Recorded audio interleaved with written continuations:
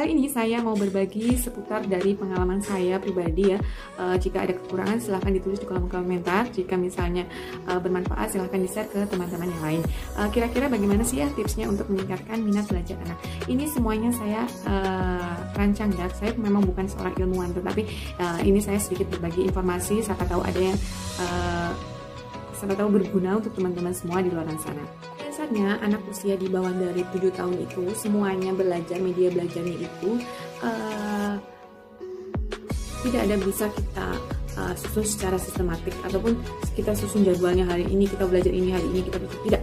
Jadi yang saya gunakan, yang saya terapkan untuk anak saya gitu, media pembelajarannya saya kemas dan saya sulap menjadi sebuah permainan gitu ya, permainan yang mungkin lebih membuat ya menarik gitu ya, karena pada dasarnya usia anak di bawah dari 7 tahun itu tidak ada yang bisa kita susun penjadwalan hari ini belajar apa, hari ini belajar apa, besok belajar apa gitu. Jadi semuanya harus kita kemas di dalam bentuk permainan ya teman-teman. Permainan apa saja dan belajar apa saja kita kemas. Kita misalnya mau belajar tentang berhitung, kita kemas di dalam permainan, ataupun kita mau belajar tentang menggambar gitu, kita harus kemas dalam bentuk permainan ya.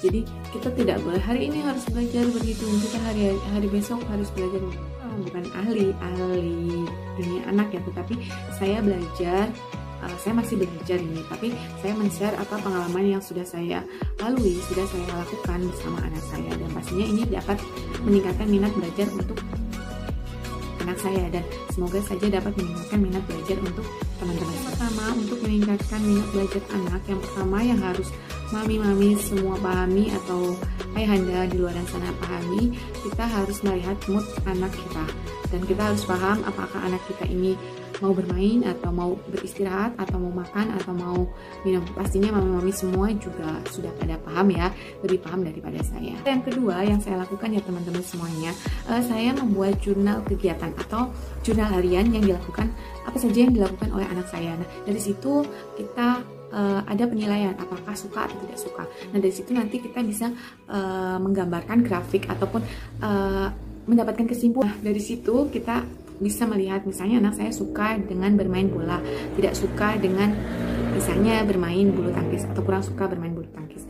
Nah dari situ kita bisa melihat bagaimana tingkat kesukaan atau ketidaksukaan anak kita terhadap suatu permainan atau game.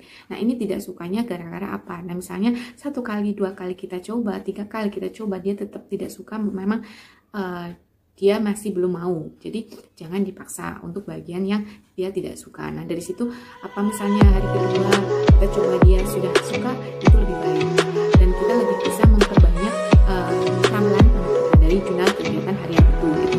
Jadi ini yang saya lakukan bersama anak saya, kita membuat jurnal kegiatan harian. Nah yang ketiga, kita harus memberikan buku-buku bergambar ya teman-teman. Nah dari buku-buku bergambar ini kita nanti untuk meningkatkan kecerdasan atau daya tangkap ini nanti kita sambungkan ke dunia nyata. Misalnya di buku gambarnya itu ada, buku bergambar itu ada kambing. Nah kita bawa sih memori kambing itu ke dunia nyata, dunia realnya gitu, di lingkungan sekitar kita gitu. Oh kita bawa jalan-jalan pagi-pagi, misalnya kita keliling lingkungan, komplek lingkungan rumah kita ceritakan bahwasanya itu kambing ya, itu yang ada di buku bergambar kemarin gitu. Nah dari situ kita bisa meningkatkan daya tangkap ataupun kecerdasan anak kita. Selain belajar kambing juga, saya juga mengenalkan berbagai macam sayur-sayuran ya. Nah kemudian saya bawa anak saya ke lingkungan sekitar rumah saya kenalkan ini sayur bayam, ini sayur katu, ini kacang.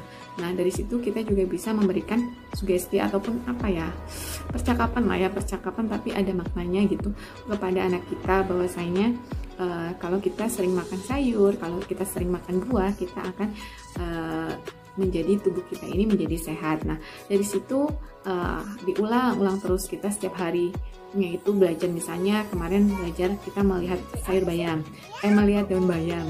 Nah nanti kita besoknya kita melihat daun katuk gitu. Jadi ini bisa loh dimakan untuk sayur. Dari sayur tadi, nah kita angkat lagi juga. Ini juga bisa sebenarnya kita konsumsi. Ini sangat bagus sekali, banyak sekali manfaatnya untuk kesehatan kita. Pastinya kita akan selalu sehat, dan kalau kita sehat kita bisa bermain bola bersama-sama, dan ketika kita bermain bola tidak mudah untuk capek. Nah itu ilmu-ilmu runtutan itu kita sambungkan gitu, sehingga nah ini berhasil menurut saya, bahwasanya anak saya jadi mau makan sayur, jadi mau makan buah dari dia belajar dari awalnya dari gambar, kemudian saya bawa ke lingkungan dan saya beri pemahaman bahwasanya itu baik untuk dimakan, dan pada akhirnya dia mau makan.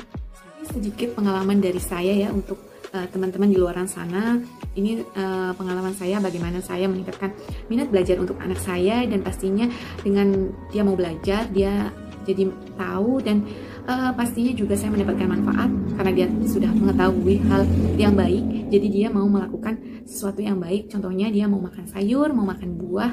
Nah ini mungkin bisa jadi tips untuk ibu-ibu di luar sana atau ayahanda yang di luar sana. Nah semoga apa yang sudah saya lakukan ini, udah saya share ini bermanfaat untuk teman-teman semua, dan semoga saya selalu. Jika ada kekurangan silahkan tulis di kolom komentar ya, karena saya masih belajar, saya bukan ahli, dan mari kita sama-sama belajar. Terima kasih, see you.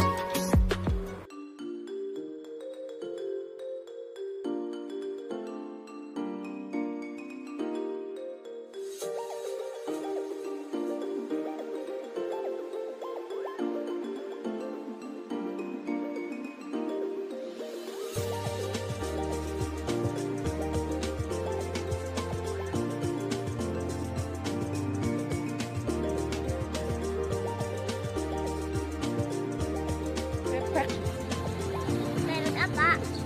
Bebek. Yang sering Ori makan apa? Telur bebek.